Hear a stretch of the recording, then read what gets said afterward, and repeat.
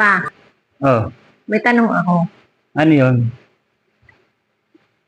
Kung maghihiwalay tayo, hahanap ko pa ba ng iba? Abay, hindi na. Bakit? Siyempre, napakahirap maghanap ng isang katulad mo. Oo, ganun. Oh, ako naman na magtatanong. Hindi. Kung maghihiwalay tayo, Oo, bakit tayo maghihiwalay? aba, magtatanong lang ako, ma. Kung maghihiwalay tayo, hahanap ko pa ba ng iba? Bakit tayo maghihiwalay? Siguro may babae ka, no? Ma, nagtatanong lang ako kung maghihiwalay tayo. May babae ka siguro. Ano ba yan?